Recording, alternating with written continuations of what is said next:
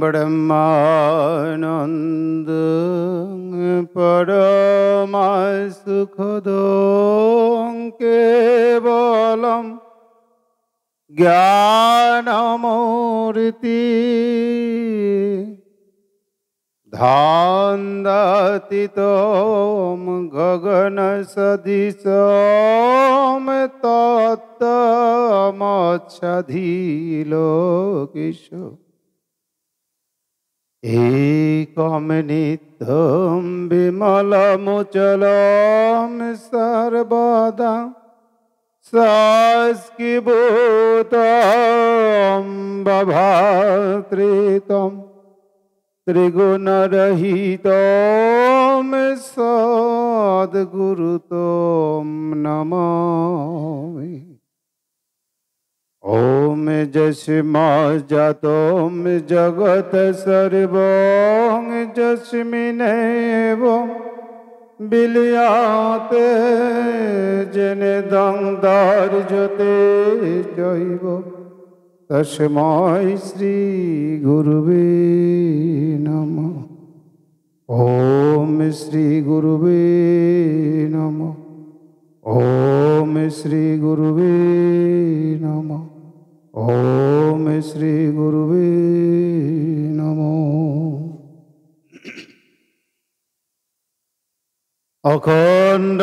अखंडमंडलाकारं भूतं जनचराचरं तत्पदं दर्शितं जनं तस्मै श्री गुरुवे नमः। गुरु ब्रह्मा गुरु विष्णु गुरुदेव महेश्वर गुरुरेव परं ब्रह्म तस्मै श्री गुरुवे नमः। अज्ञानतिमिरान्धस्य ज्ञानाञ्जनशलाकया चक्षुरुन्मीलितं येन तस्मै श्री गुरुवे नमः। मन्नाचि जगन्नाथ मद्गुरु श्री जगद्गुरु ममात्मा सर्वभूतात्मा तस्मै श्री गुरुवे नमः। न गुरुरधिकं तप्तं न गुरुरधिकं तप तत्त्वज्ञानं परं नास्ति तस्मै श्री गुरुवे नमः। ओमेकं परमं ब्रह्मं ओमेकं शरणं मम सर्वेषां मिलनं तस्मै ओंकाराय नमो नमः। मूकं करोति वाचालं पङ्गुलं लङ्घयते गिरिं यत्कृपातमहं वन्दे परमानंद माधव।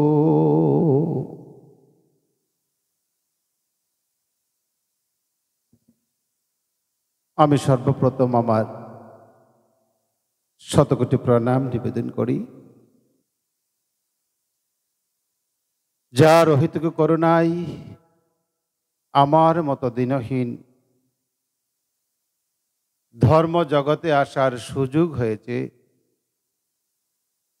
সেই পরম কৃপালু গুরুদেব যুগস্রষ্টা ঋষি আচণ্ডাল ব্রাহ্মণে ব্রহ্ম গায়ত্রী প্রদানের প্রদাতা,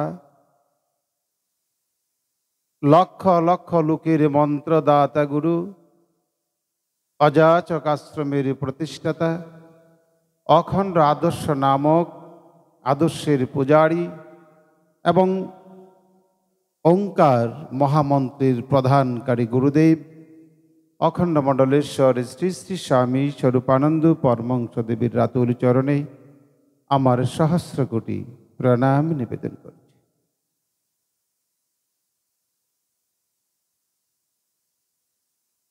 মদ গুরুদেবের সঙ্গে অবেদ জ্ঞানে জগতের সকল সদ্গুরু চরণে আমার প্রণাম নিবেদন করছি। ছয়শতী অখণ্ড মণ্ডলীর আয়োজিত ব্রাত্যী দ্বিতীয়া উপলক্ষে অখণ্ড উৎসবের পরম সম্মানিত সভাপতি মহোদয়, মঞ্চে উপবিষ্ট অতিথি মণ্ডলী ও আমার সম্মুখে বসা ভগবানের অতি আদরের মায়েরা, বাবারা, মাতৃমণ্ডলী ও ভ্রাতৃমণ্ডলী, সকলকে আমার সশ্রদ্ধ প্রণাম নিবেদন করছি। সমবেত সুধী সজ্জন, আপনারা কি সবাই ভালো আছেন? সুরটা তো আস্তে শোনা যায়। আপনারা কি সকলে ভালো আছেন? সবাই কি ভালো আছেন? আবার বলুন না, সবাই কি ভালো আছেন? কতটুকু ভালো বলতে পারবেন? আমি এতটুকু ভালো আছি? কেউ ভালো না। সত্যিকার শব্দের অর্থ হলো আমরা কেউ ভালো না। আমরা ভালো না কেন? আমরা আজকের আলোচনার প্রারম্ভেই সদাচারের কথা শুনেছি, আর শুনেছি পবিত্রতার কথা। সেখানতেই আমরা চলি।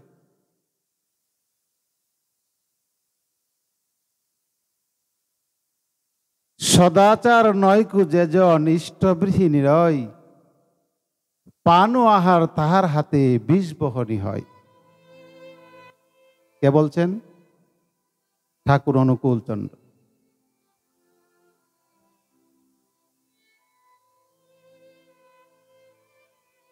যে ব্যক্তি সদাচার না, তার হাতে কিছু খাওয়া আর বিষ খাওয়া সমান। আর চৈতন্য চরিতামৃতে বলছেন, বিষয়ীর অন্ন খাইলে মলিন হয় মন, আর মলিন মন হলে নহে কৃষ্ণের শরণ। আর স্বরূপানন্দ বললেন যে পবিত্র পবিত্র বলিয়া করিলে রে চিৎকার, পবিত্র বস্তুটুকি করিলে না বিচার। আমরা সকলে খালি পবিত্র আর শুদ্ধ আমরা খুঁজি, কিন্তু আসলে পবিত্রের যে কি জিনিস আমরা এটুকু কেউ জানি না। তিনি বললেন, তোমরা পবিত্র পবিত্র বলিয়া তোমরা চিৎকার করছো, কিন্তু পবিত্র যে কি জিনিস তোমরা জানো না। আমরা দুটা দিকে আমরা চলি। একটা দিক হলো আধ্যাত্মিকতা, আরেকটা দিক হলো জাগতিকতা। এখন জাগতিকতায় পবিত্র যেমন আমার প্রয়োজন, আর আধ্যাত্মিকতার মধ্য দিয়েও পবিত্রতা আমার তেমনই প্রয়োজন। এখন কি সেই কথা? প্রস্রাব করে জল শৌচ করবেন,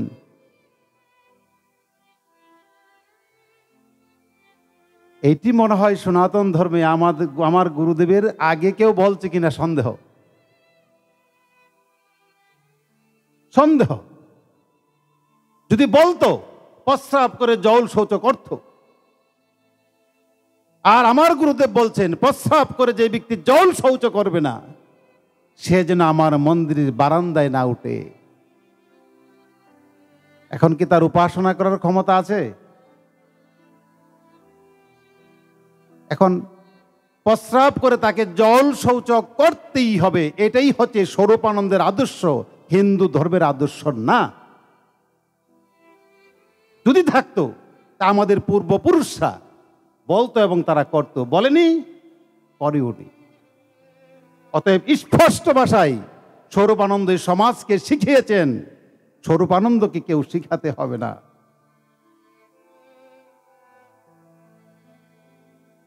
দ্বিতীয়ত কথা, বিষয়ের অন্ন খাইলে মলিন হয় মন। এই বিষয়ের অন্নটি কি, এটি বুঝে নেওয়া দরকার।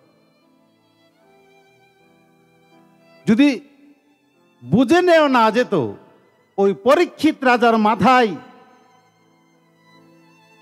এই স্বর্ণের মুকুট পরার সঙ্গে সঙ্গে কলি প্রবেশ করতো না, আর সমেন্দ্রিসে গলায় সাপ পেঁচাতো না।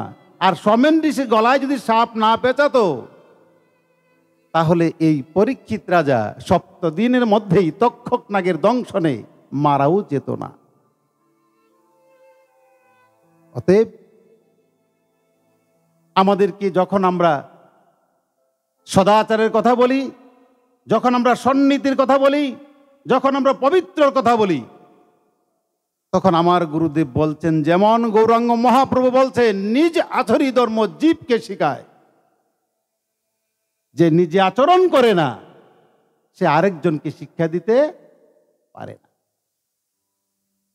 যেই কথাটি আমার জনি বলছিলেন, আমি দীক্ষার সময় বলি তুমি 4 বেলা উপাসনা করবে। আমি বলি আবার তোমাদেরকে যখন আমি 4 বেলা উপাসনার কথা বলি, আমি 7 বেলা উপাসনা করি। আমি নিজে কয় বেলা করি? আমি 7 বেলা উপাসনা করি, তোমাকে শুধু 4 বেলার কথা বলি। এখন আমরা এখানে আসছি, চাল দিবি, কলা দিবি, ডাল দিবি, চিনি দিবি, আমরা আহার করব। এটা যেমন সাত্ত্বিক, আবার এটাই হবে কোনো না কোনোভাবে রাজসিক, এটাই হবে আবার কোনো না কোনোভাবে তামসিক। তামসিকটা যদি আমি খাই, আমার পবিত্রতা থাকবে? রাজসিকতা যদি খাই, আমি কি পবিত্রতা থাকবে? আমি যদি সাত্ত্বিক আহার করি, তাহলে আমার পবিত্রতা থাকবে। আমরা কুচিন্তা করি, খারাপ ভাষায় কথা বলি, আমরা চোখে একজনকে যেমন দেখি আরেকজনকে তেমন দেখি না, এটাও আধ্যাত্মিকতার অপবিত্রতা। আমি মনে মনে একজনকে গালি দিচ্ছি, মনে মনে একজনকে ভালোবাসছি না, এটাও আধ্যাত্মিকতার একটি অপরাধ। শুধু খালি বারবার স্নান করলেই শুদ্ধ হওয়া যায় না। 7 বার, ওই দৈনিক 7 বার আপনি স্নান করবেন, আপনার কি হবে জানেন? কি হবে? সূচিবায়ু রোগ হবে, পবিত্র হবেন না। আর সূচিবায়ু রোগীদের কাজ হলো ঘরের দরজায় প্রস্রাব করা, দূরে যাবে না। এই বারবার স্নানের মধ্যে সয়ে দিল কিনা, সইল কিনা, এটা না। কাতি মাসে যে মারা গো, যারা কাতি মাস পালন করেন তারা তো অনেক পবিত্র না। তরকারিও ধরতে দেন না আরেকজনকে, লবণটাও ধরতে দেন না। লবণের প্যাকেট যে মুসলমান লোকে করেছে, এটা আপনি জানেননি। প্যাকেটটা ধরলে আপনার পবিত্র হয়ে যাবে, আর প্যাকেটটা যে করে দিয়েছে সে কিন্তু মুসলমান। ওখানে দোষ নাই না, ওখানে দোষ। মিষ্টি এনেছে, এই তুমি দিও না বুকি, তুমি দিও না, আমি দেবো। আর মিষ্টি ওলা কিন্তু সিগারেট মুখে দিয়ে মিষ্টি বানিয়ে আপনাকে দিয়েছে। মুসলমান না চারাল না হিন্দু জানেন না। এটা হচ্ছে মানসিক রোগী ছাড়া এগুলি আর কিছুই না। এগুলি মানসিক রোগী। আমি একজনকে জিজ্ঞেস করলাম, কি গো তোমার এই 3টা বাচ্চা নিয়ে তুমি কার্তিক মাস করতে পারো? দেখেন দাদা কি অবস্থা, আমার মেয়ে বাচ্চাটা, ছেলে বাচ্চাটা যদি ওই ঘুরে যায়, ও ঘুরে যায়, দূর দূর করে তাড়িয়ে দিয়ে তোরা মাছ কাজ বেরিয়ে যা। তিনি 12 মাসের মধ্যে 1 মাস নিরামিষ খেয়ে তিনি ভগবান পেয়ে গেলেন। তিনি কতটুকু ভগবান পাও না। আর ভগবান যিনি মাছ খায়, যিনি মাংস খায়, তিনিও ভগবানই তাকে খাওয়ায়, নাকি আপনি খাওয়ান? নিরামিষ খান, আপনি পবিত্র হয়ে গেছেন। আর তিনি মাছ মাংস খায়, তিনি অপবিত্র, আপনার ঘরে প্রবেশ করতে পারবে না। কার্তিক মাস পরে যে আপনি মাছ মাংস সহ 20টা খাবেন, তখন আপনার ঘরে আপনি থাকবেন কি করে? তখন কি গোবিন্দ আপনার ঘরে থাকবে না, নাকি গোবিন্দ চলে যাবে? একবার নিজেকে প্রশ্ন করুন, জিজ্ঞেস করুন যে আমি আমার পাশের ভাইটিকে, আমি আমার পাশের ঘরের বাচ্চাটিকে আমি কিভাবে হেনস্থা করি, ঘৃণা করি। আমি নিজেকে একবার জিজ্ঞেস করা প্রয়োজন, পবিত্রতার অপবিত্রতার ছোঁয়া কাকে বলে? এই ছোঁয়াছুঁয়ির ধর্ম আর কত করবেন? এক সময় যদি মেচ্চো লোক ঘরে ঢুকতো, আপনার ডেক দিতে সব ফালিয়ে দিতেন, মাটির হাড়ি সব ফালিয়ে দিয়ে গড় দৌতেন। এখন দিয়ে দন না, কই গেল এটি? একসময় যে মুসলমান লোকরা আপনার ঘরে প্রবেশ করলে এই ছুঁই সব হয়ে গেছে, এখন যে তাকে ঘরে বসে খাওয়ান, আপনার ধর্ম কোথায়? এখন কোথায় গেল সেগুলি? একবার নিজেকে জিজ্ঞেস করা দরকার। আমার গুরুদেব বলছেন, হিন্দু, বুদ্ধ, খ্রিস্টান, শিখ বা ইহুদি, মুসলমান, আমার চোখে সব সমান, সব সমান। আমি যেই গৃহে ঘুমাই সেই গৃহে যে কোনো জাতির লোক, যে কোনো লোক প্রবেশ করতে পারে। এখানে ছোঁয়াছুঁয়ির ধর্ম নাই। মনের পবিত্রতা যেমন, বাহিরের পবিত্রতা যেমন, মনের পবিত্রতাও আপনার তেমনই প্রয়োজন। তাই আসুন আমরা শুচি হই, যেন শুচিবায়ু রোগী না হয়।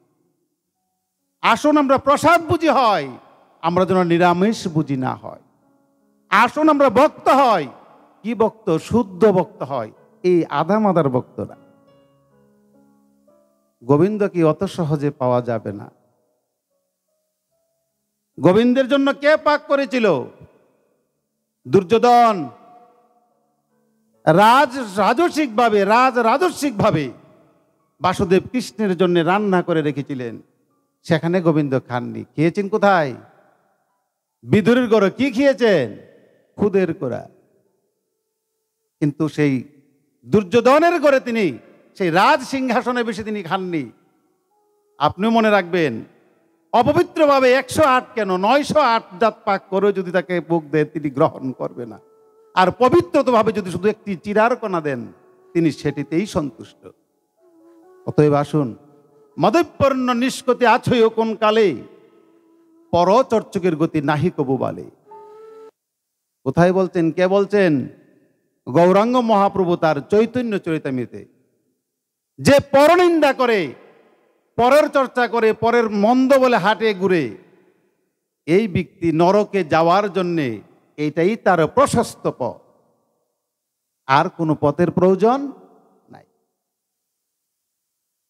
আমার গুরুদেব বলছেন, পরধর্ম হিংসা করে শুধু অসাধকে, সাধন করিলে দেশ গুচিবে পলকে। এক ব্রহ্ম লক্ষ কোটি ভজনের পথ, এক ব্রহ্ম লক্ষ কোটি সাধনের পথ। ততভেদে মতভেদ প্রথমেই থাকে, তপস্যা তাহারে পূর্ণ প্রেম দিয়া ঢাকে। অতএব নিত্য করো তপস্যা সঞ্চয়, সাধনের মহাবলী লব অভ্যুদয়। শুধু অসাধক অন্য ধর্মকে ঘৃণা করে। এবার সে হিন্দু হোক, মুসলমান হোক, আর খ্রিস্টান, বুদ্ধ যেই হোক, এমন কি আমরা সনাতন ধর্মের অনুসারী। আমরা কি সনাতন ধর্মের মানুষ নাকি হিন্দু ধর্মের মানুষ? নতুন কথা দিয়ে আবার হিন্দু কই গেল? স্পষ্ট করে আমাদের ছেলেদেরকে শিখাতে হবে আমরা কোন ধর্মের মানুষ? সনাতন ধর্মের মানুষ। এই সনাতন ধর্ম অনাদি অনন্তকাল ধরে আসছেন। এক মায়ের ঘরে যদি 4টি ছেলে থাকে, বাবার 5টি ছেলে থাকে, এই 5টা ছেলে 5টা মত হয়ে যায়, হয় না? একটা কি একডক থাকে? একটা মারে ভালো পাই, একটা বাবারে ভালো পাই, আর একটা মারে একটু কম, একটা বাবাকে বেশি, আর একটা বাবাকে একটু বেশি, মাকে একটু কম, এমন না? আবার কাকার একটু ভালো পায়, আর একটা পিসিরে ভালো পায়, এটা এমন না? 5টা ছেলে 5 রকম হয়। এখন সনাতন ধর্ম তো অনাদিকাল থেকে চলে আসছেন। কেউ কি বলতে পারবেন সনাতন ধর্ম কখন আসছে? কেউ কি বলে? 15, 10, 11, 5,000, 4,000 বছর আগে? কেউ জানে? অনাদি অনন্তকাল আগে সনাতন ধর্মের আবির্ভাব। এখন এই অনাদি অনন্তকাল আগে পরে যারা আসছে তারাই তো দলে দলে বিভক্ত হয়ে গেছে। আর আমরা অনাদি অনন্তকাল আগ থেকে যেহেতু আসছি, আমাদের ধর্ম তো বিভিন্ন মনে ঋষিদের ভাগ থাকতেই পারে। এখানে আছে রামকৃষ্ণ, এখানে আছে স্বরূপানন্দ, এখানে আছে বিবেকানন্দ, এখানে আছে রাম ঠাকুর, এখানে আছে জগৎবন্ধু সুন্দর, এখানে আছে অভয়াচরণ, এখানে আছে নিগমানন্দ, এখানে আছে প্রণবানন্দ, ঠাকুর অনুকূলচন্দ্র। এইভাবে আমাদের ধর্মে বিভিন্ন মহাপুরুষের আবির্ভাব। কিন্তু আমরা কি এক মতের লোক আরেক মতের সাথে কি ঝগড়া করেছি কোনোদিন? আত্মকলহ করি। আর আমার গুরুদেব বলছেন, আত্মকলহ কুকুরের ধর্ম। একটা কুকুর সারাদিন খায়, আর সারাদিন খায় আর এই পথাটার কাছে সে বসে থাকে, আরেকটা কুকুরকে আসতে দেয় না, আরে তারাই তারাই। সন্ধ্যা হয়ে গেল, আর খেতেও পারে না, পেটে জায়গা নেই, এখন কি করবে? মুখে একটি হাড় মুখে করে নিয়ে আবার বাড়ি চলে যায়। এটা কুকুরের ধর্ম। আর কুকুরের ধর্ম কি? এপার থেকে কুকুর ওই পারে আরেকটি কুকুর দেখছে, তাকে কি করছে? গেউ গেউ করছে। এটি কার ধর্ম? কুকুরের ধর্ম। এটাই উপলব্ধি করে আমার গুরুদেব বলছেন কুকুরের ধর্ম হচ্ছে আত্মকলহ, অর্থাৎ কোনো প্রয়োজন নাই অনর্থকে তার সঙ্গে ঝগড়া করা। আমরাও যারা বিভিন্ন মত পথে আছি, এক মতের লোক যদি আরেক মতকে ঘৃণা করি, নিন্দা করি, আমরাও সেটি আত্মকলহী করি। আজকে আমরা দেখেছি আমাদের দুর্দিনের সময় ইসকনের প্রভুর একটা ভয় বের করেছে। বইটার নাম কি জানেন দাদা? জানেন? নকল ভগবানের সিরিয়াল। এই বইটার মধ্যে লিখেছেন যত সব মন্দ জগৎবন্ধু সুন্দর, রামকৃষ্ণ ঠাকুর, লোকনাথ ব্রহ্মচারী, অনুকূল ঠাকুর, একমাত্র এই মহাপুরুষদের মধ্যে স্বরূপানন্দকে বাদে আর কোনো মহাপুরুষকে বাদ দেননি। কিন্তু আজকে কি দেখলাম? যখন পিঠা পড়েছে সকলকে সম্মান করে ডেকে নিয়েছে, তখন নকল ভগবান আর কেউ না, সবাই আসল ভগবান। এখন চট্টগ্রাম ঢাকাতে বসে বসে সবাইকে সম্মান দিচ্ছে, কারণ এখন পিঠা পড়েছে। আমাদের সনাতন ধর্ম আত্মকলহের ধর্ম না, আমাদের ধর্ম সম্প্রীতির ধর্ম। আমরা একে অপরকে সম্মান করতে জানি, একে অপরকে বিশ্বাস করতে পারি। একের অনুষ্ঠানে আরেকজন, এখানে কি সবাইকে স্বরূপানন্দের শিষ্য? এখানে আপনারা আসছেন কেন? এইটাই আমাদের ধর্মের বৈশিষ্ট্য। আমরা কি করি? আমরা যে যে গুরুদেবের শিষ্য হয়ে থাকি, আমরা আরেকজন গুরুদেবকে সম্মান করতে জানি। এটাই আমাদের সবচাইতে বড় বৈশিষ্ট্য। সতী নারীর লক্ষণ কি? সতী নারীর লক্ষণ হচ্ছে পতিকে আমি ভালোবাসবো এবং পুজো করব, আর স্বামীকে আমি পুজো যেমন করব ভালোবাসবো, কিন্তু এই অনুসারে আমার শ্বশুরকে এবং শাশুড়িকে শ্রদ্ধা করব, দেবরকে এবং বাসুরকে আমি সেই অনুসারে শ্রদ্ধা করে, আদর করে, স্নেহ করে আমার জীবন পরিচালনা করব। এটা হচ্ছে সতী নারীর ধর্ম। আর অসতী নারীর ধর্ম কি? আমার স্বামীকে ভালোবাসবো, আর কেউ আমার প্রয়োজন নেই, কিন্তু সুযোগ যদি পাই স্বামীকে ছেড়ে অন্যত্র আবার চলে যাব। এটা হচ্ছে অসতী নারীর ধর্ম। আধ্যাত্মিকতার মধ্যেও সতী আছে এবং অসতী আছে। যিনি নিজের গুরুদেবকে ভালোবাসবেন সত্য, নিজের গুরুদেবকে ভালোবাসবেন, নিজের গুরুদেবকে শ্রদ্ধা করবে, পুজো করবে, সেই অনুসারে তিনি সাধন ভজন করবে, কিন্তু অন্য গুরুদেবকে তিনি হিংসা করবেন না, তিনি হচ্ছেন সাধক। আর যিনি নিজের গুরুদেবকে ভালোবাসবেন, অন্য গুরুদেবকে ঘৃণা করবেন, প্রক্ষান্তরে তিনি তার গুরুদেবকেও ঘৃণা করেন। কোনো না কোনোভাবে সেই গুরুদেবকে কোনোদিন ঘৃণা তিনি করবেনও বটে, এটাই সত্য। অতএব আসুন, আমরা, আমার গুরুদেব বলছেন আমি শিষ্য চাই না, সাধক চাই। আমি দল চাই না, আমি বল চাই। আমি শক্তি চাই না, আমি ভক্তি চাই।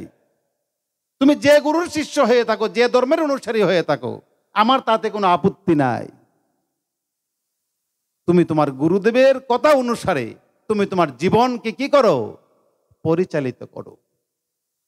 তোমার গুরুদেবকে তুমি মানো, শ্রদ্ধা করো, পুজো করো, কিন্তু সেই জন্যে তুমি আরেকজন গুরুদেবকে তুমি ঘৃণা করিও না। কারণ আমার যিনি আপনার ভজন পাত্র তিনি হচ্ছেন গোবিন্দ। গোবিন্দ যেখানে বলছেন যেভাবে যে পাত্র ভজে পাত্র মোরে, সেইভাবে আমি বোঝাই তাহারে। গোবিন্দ যদি আমাকে মেনে নিতে পারেন, আপনি মানবেন না কেন? গোবিন্দ যদি আমাকে ভালোবাসে, আপনি ভালোবাসবেন না কেন? আমার গুরুদেব বলছেন বিশ্বভুবন আপন করিতে চাই, তাই তো আমার অতিথিশালায় জাতির বিচার নাই। ভগবানের কাছে কি জাতির বিচার আছে? কে উপবাস? কেউ না। একটি পিঁপড়াও 40 হাত মাটির নিচে আহার করে। একটি পাখি সারাটি দিন 50 হাত গাছের উপরে থেকেও সে আহার করে। অতএব আপনি আমি কি? শূন্য, ভগবান পূর্ণ। আপনি আমি অশুদ্ধ, ভগবান চিরশুদ্ধ। অতএব ভগবানে যার বিশ্বাস আছে তিনিই হচ্ছেন পূর্ণ পবিত্র। আমি সারাদিন একটি জমি চাষ করলাম, এই জমিতে আমি হাল চালনা করলাম, এই জমির চাকা ভাঙলাম, আগাছা পরিষ্কার করলাম, বেড়া দিলাম, মই দিলাম, সার দিলাম, গোবর দিলাম, কিন্তু বীজ দিলাম না। তাতে কি ফসল হবে? হ্যাঁ, কেন হবে না? এত কিছু করলাম, ফসল হবে না কেন? বীজ দেওয়া হয়নি। আর লালন ফকির বলছেন, গাছ যদি হয় বীজের জোরে, ফল তো ধরে না। যদি আল চাষও না করি, বেড়াও যদি না দিই, কোন রকম যদি বৃষ্টি ফেলে দিই, ফল না হতে পারে, গাছ তো হবে। এই বীজ হচ্ছে আমার ঈশ্বর বিশ্বাস। দৈনিক আমি 3 বার স্নান করিলাম, 7 বার জল ছিটাইলাম, 25 বার কাপড় পাল্টাইলাম, বারবার তুলসীতে পবিত্র হইলাম, কিন্তু আমি ঈশ্বর বিশ্বাস করি না। এত কি ফসল হবে? হবে না। আমরা সবচাইতে দুর্বল হচ্ছে আমরা ঈশ্বরে বিশ্বাস করি না। যেখানে বেদে বলা হয়েছে এক মেভা দ্বিতীয়াম, এক ছাড়া দ্বিতীয় নাস্তি। আর আমরা কি করেছি? জ্যৈষ্ঠ মাসে লোকনাথের পূজা, লোকনাথের সামনে ভোগ দিয়ে হরে কৃষ্ণ করি না? আচ্ছা, কি হলো এটা?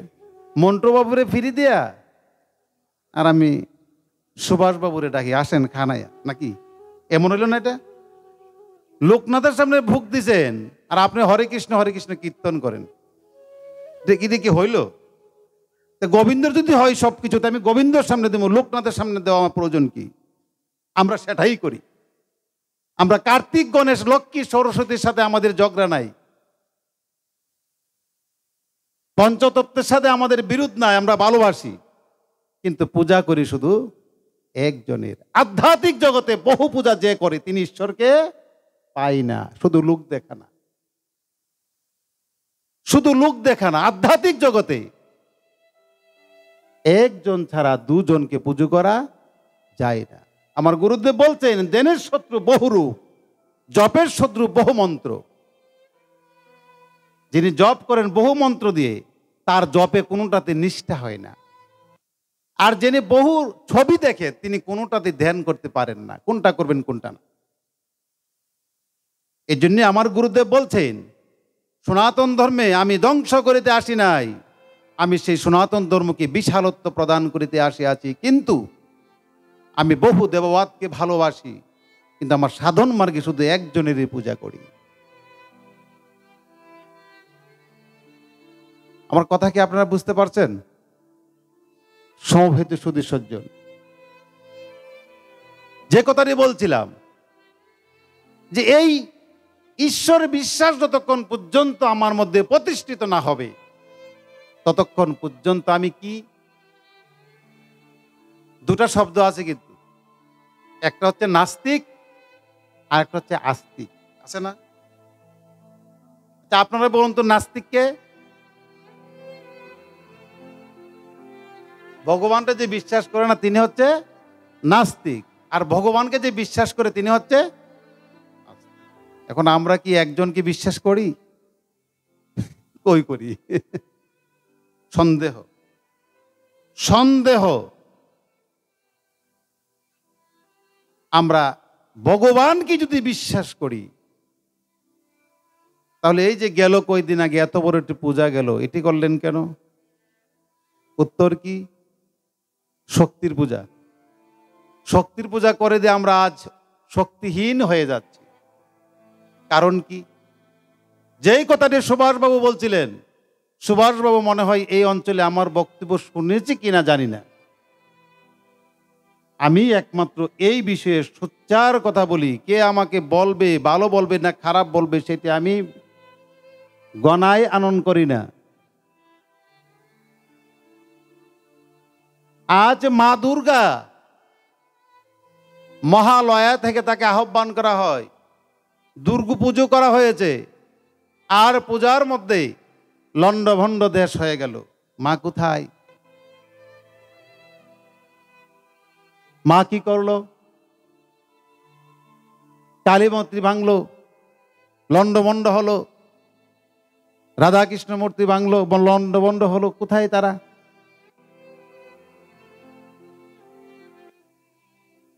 এখন লণ্ডভণ্ড তো হয়ে গেল, এখন মা কোথায়? মা কি নাই? আমি বিশ্বাস করি মা আছে, মা আছে, কিন্তু মা কিভাবে আছে? শ্রী নারায়ণ একদিন সেবা করছেন, মা লক্ষ্মী তাকে সেবা দিচ্ছে, তিনি সেবা করছেন দিব্যে আরামে। আর ওইদিকে নারদ নারায়ণ নারায়ণ করে ডুমরি বাজিয়ে তিনি আসছেন। কোথায় দিয়ে আসতেন জানেন? সেই ওই যে কাপড় দুই না, তাদেরকে কি বলে? দুপা। এই দুপারা কিন্তু আগে কাপড় কি করতো, মাটিতে দুবার মধ্যে শুকাতো। এই দুপাবারের কাপড় উপর দিয়ে নারায়ণ আসছেন, আর নারদ আসছেন, আর নারায়ণ নারায়ণ করছেন। যখন কাপড়গুলি মারছে, ঠিক এই সময় দুপা বাড়ি থেকে একটি লাঠি নিয়ে দৌড়াচ্ছে, নারদকে মারবে। আর নারদ তো বেহুশের মতন নারায়ণ নারায়ণ করছেন। যখন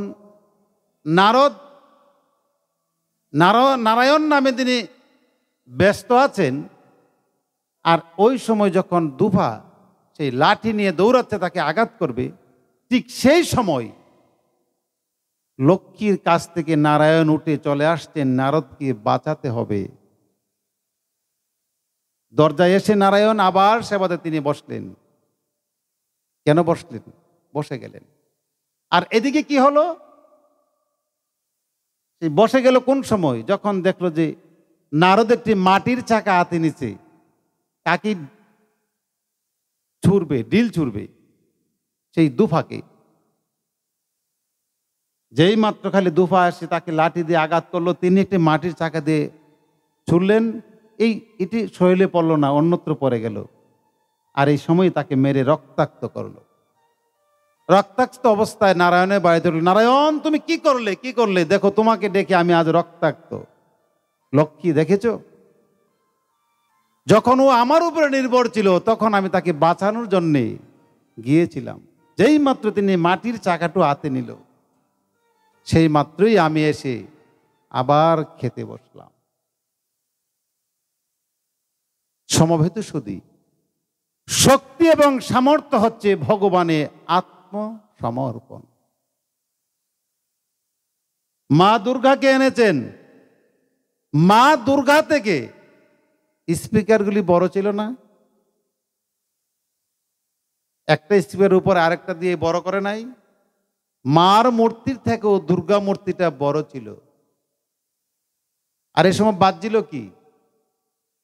বলছিল তো, সুভাষবাবু বলছিল না, কি বাজে? এই সময় কি ভজন বাজতে পারতো না? এই সময় কি মহানাম বাজতে পারতো না? এই সময় কি ধর্মীয় সঙ্গীত বাজতে পারতো না? না বেজে যেই সব গান মুসলমানরাও বাজায় না, এই সব গান আমরা হিন্দুরা বাজাই। আমরা কত নিচু হয়ে গেলাম!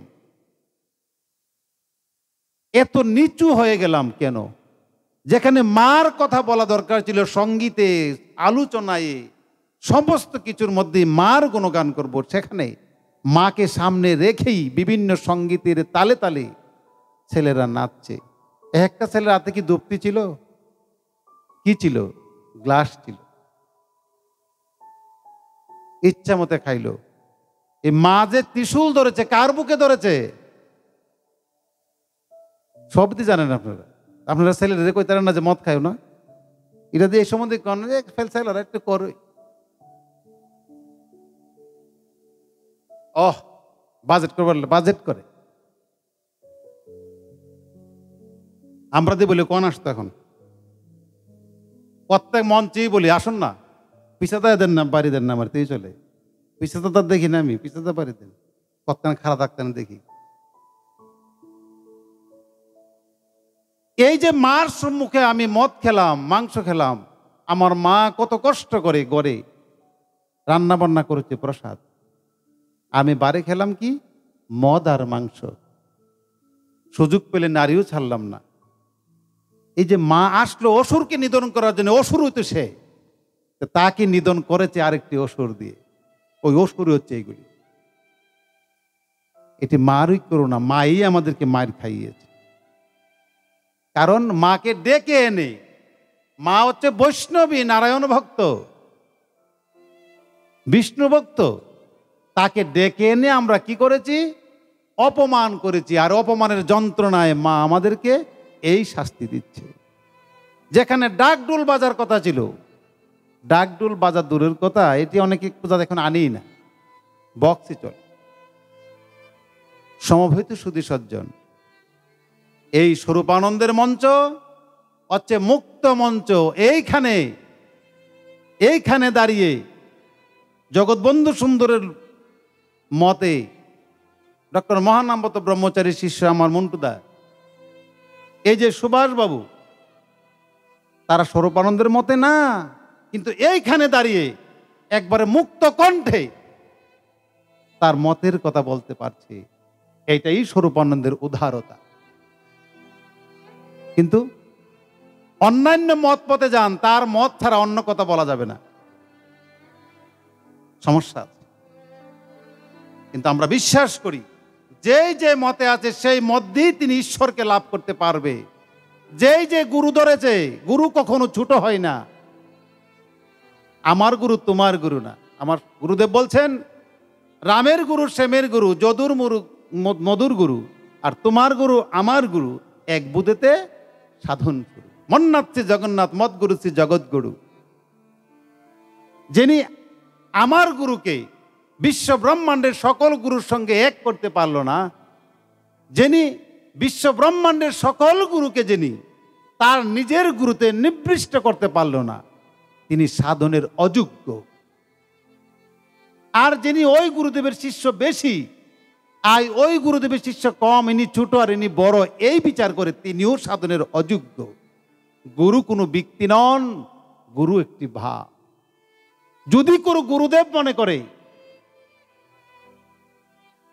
যে আমার শিষ্য ওনা নিয়ে যাচ্ছে, আমার শিষ্য কবে যাবে, এই বুধটুকু জাগে মনে জানতে হবে তিনি বেজাল।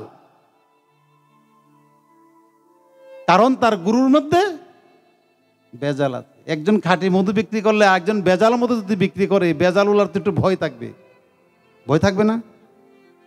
আর যিনি খাঁটি মধু বিক্রি করে তার ভয় নেই, আমারটা খাঁটি মধু, আসো, খাইলে খাও, না খাইলে নাই, একবার খাইলে বারবার আসবে, কারণ আমার মধুর মধ্যে বেজাল নাই। আর যেই ব্যক্তির মধুর মধ্যে বেজাল, তার মধ্যে ভয় থাকবে। আর এই ভয় হচ্ছে অসৎগুরু। আর যে নির্বেজাল নির্ভয়, তিনি হচ্ছেন গুরু। অতএব ভয় কেন, ভয় থাকবে কেন? নির্ভয় নিস্তেজ হব কেন? আমি সবসময় নির্ভয় থাকব এবং আমি আমার সাধনে নিবৃষ্ট মন নিয়ে চিন্তা করব। কারণ এটা আমার বাবার সম্পত্তি না। আমার কাছে কেউ শিষ্য হলে আমার লাভ হবে, আর শিষ্য না হলে আমার লুসকান হবে। আজ শিষ্য আছে, কাল চলে গেলে আমার বাপদার সম্পত্তি চলে যাবে, এই ভয় সুখানের বুকে নাই। সুখান বিশ্বাস করে 16,000 17,000 শিষ্য হয়েছে, আমি কাউকে দালালি করে আনি নাই। অতএব ভয়ের কোনো কারণ নাই। 16-17,000 চলে গেল আমার আশ্রম নিতে পারবে না, কারণ আমার আশ্রম নিজের পয়সা দিয়ে করেছি। এটা অহংকার না, এটা আমার গর্ব। অতএব ভয়ের কোনো কারণ নাই। নিশ্চিন্ত মন, নির্দ্বিধায় মন, নির্বেজাল মনই হচ্ছে পবিত্র। বারবার ধুইলেই খালি পবিত্র হয় না। আমরা এমনও মহাপুরুষ দেখেছি সারাদিন সারা শরীরে ঘুম এঁকে রেখেছে, তিনি ভগবানকে পেয়েছি। এমন আমরা দেখেছি মহাপুরুষ পেয়েছি তিনি স্নান করে নাই, খাই নাই, ঘুমাই নাই, ড্রেন থেকে ময়লা তুলে খেয়েছে, তিনি ভগবানকে পেয়েছে। তার পবিত্রতা কোথায়? তার পবিত্রতা মনে। আগে মন শুদ্ধ করেন, তারপরে প্রস্রাব করে জল শৌচ করেন, তারপরে স্নান করেন, বারবার কাজ হবে। আর মনের মধ্যে ভেজাল, 17 বার করে 29 বার স্নান করেন না, নিউমোনিয়া জ্বরে মরেন আপনি তাড়াতাড়ি, আপনিই মরবেন, নিশ্চিন্ত থাকেন। অতএব আমাদেরকে সর্বাগ্যে আমরা দেহে যেন পবিত্র থাকব, আমরা মনে যেন পবিত্র থাকতে পারি, এইটুকুই আমাদের গোবিন্দের কাছে আমরা সর্বসময় প্রার্থনা করি। মা যশ দাও যশাং দেহি, কনা দুর্গা পূজায় কর্তা মন্ত্র কয় না, রূপং দেহি বিদ্যাং দেহি, মা আমাকে বিদ্যা দাও, রূপ দাও, যশ দাও, শক্তি দাও। শক্তি মার কাছে চাই আর লাঠি দে বাইরে আমরা শক্তি কই? মার কাছে বিদ্যা চাই, খেত সব লয়ে যায় আছে খেরা নাকি? মার কাছে বিদ্যা চাই, মাস্টার্স পাস, ইঞ্জিনিয়ার এরা, আর আমার ছেলে কাঠমিস্ত্রি কাম করি আয়ে না বাদ গড়ায়। তার প্রকৃত কারণ মাকে আমরা সন্তুষ্ট করতে পারি। রাম যেখানে মায়ের পূজা করেছিল 108টা পদ্মের দরকার ছিল না, জানি তো। একটি পদ্মা মা কোনো না কোনো ভাবে আড়াল করে দিল।